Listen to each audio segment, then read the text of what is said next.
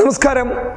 രാഹുൽ ഗാന്ധി കൃത്യമായിട്ടുള്ള രാഷ്ട്രീയ നീക്കത്തിലൂടെ കടന്നുപോയപ്പോൾ CPM-ഉം കോൺഗ്രസിന്റെ പക്ഷത്തേക്ക് കടന്നു വരുന്ന അതീവ സുപ്രധാനമായിട്ടുള്ള ഒരു തീരുമാനങ്ങളെയാണ് ഇന്ന് രാജ്യം കണ്ടിരിക്കുന്നത്.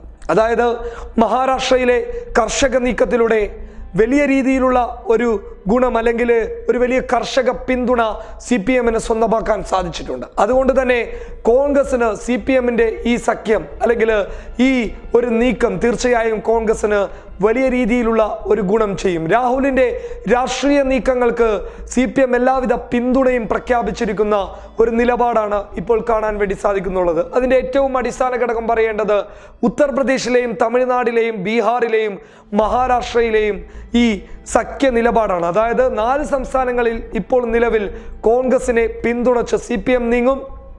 ഇതുമായി ബന്ധപ്പെട്ട തീരുമാനത്തിന് മുൻകൈയെടുത്തത് യെച്ചൂരി വിഭാഗമാണ്. യെച്ചൂരി വിഭാഗത്തിന്റെ കൃത്യമായ ഇടപെടലുകൾ CPM കോൺഗ്രസ് പക്ഷത്തേക്ക് കോൺഗ്രസിനുമായി സഖ്യത്തിൽ ഏർപ്പെട്ടുകൊണ്ട് BJP-യെ നേരിടാനുള്ള ഒരു ഒരുക്കത്തിലേക്ക് കടന്നു വരുന്നു. ഇതിൽ നിന്ന് വ്യക്തമാകുന്നത് പ്രതിപക്ഷ പാർട്ടികളൊക്കെ BJP മുക്ത ഭാരതം ആഗ്രഹിക്കുന്നുണ്ട് എന്നുള്ള ഒരു വലിയ സത്യമാണ്.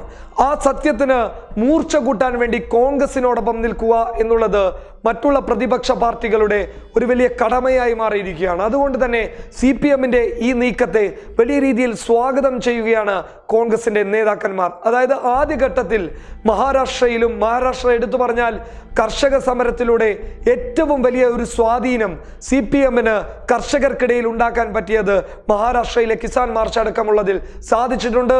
കിസാൻ മാർച്ച് അടക്കമുള്ളതിലുള്ള ഈ ഒരു മുൻതൂക്കം കോൺഗ്രസിനെ സഹായിക്കുന്നതിൽ CPM-ന് വലിയ പങ്ക് വഹിക്കാൻ പറ്റും. അതോടൊപ്പം കോൺഗ്രസുമായി സഖ്യം ചേരുമ്പോൾ മഹാരാഷ്ട്രയിൽ കോൺഗ്രസിന് നേട്ടമുണ്ടാക്കാൻ സാധിക്കും.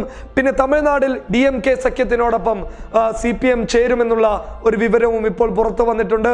അതുപോലെ തന്നെ ബീഹാറിൽ കോൺഗ്രസ് RJD സഖ്യത്തിന്റെ ഭാഗമാകാൻ CPM തയ്യാറാവും. ഇതൊക്കെ ചുരുക്കി പറഞ്ഞാൽ BJP-യെ നേരിടാനുള്ള പ്രതിപക്ഷത്തിന്റെ ഏറ്റവും വലിയ രീതിയിലുള്ള ഒരു മുൻനീക്കമാണ് ഈ ഒരു ഐക്യ നിലപാടുകളിൽ നിന്ന് വ്യക്തമാകുന്നത്.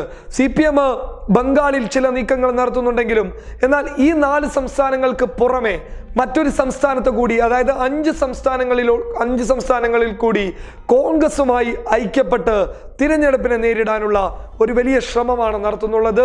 കാരാട്ട് വിഭാഗം സ്വാഭാവികമായിട്ടും കോൺഗ്രസിനോട് സഖ്യം വേണ്ട എന്ന ഒരു കാര്യത്തിൽ ഉറച്ചു നിന്നിരുന്നു. അതിന് വ്യക്തമായിട്ടുള്ള കാരണം എന്ന് പറയുന്നത് കേരളത്തിൽ CPM-ന്റെ മുഖ്യ ശത്രു കോൺഗ്രസ് ആണ്. ഇത് ദേശീയ നിലത്തിൽ സഖ്യമുണ്ടാക്കുമ്പോൾ അത് സംസ്ഥാന തലത്തിലുള്ള രാഷ്ട്രീയത്തെ ബാധിക്കുമെന്നുള്ള ഒരു കണക്കുകൂട്ടലുകൾ കണ്ടാണ് കാരാട്ട് വിഭാഗം അന്ന് കോൺഗ്രസുമായിട്ടുള്ള സഖ്യത്തിനെ എതിർത്തുകൊണ്ട് മുൻപോട്ട് വന്നത്.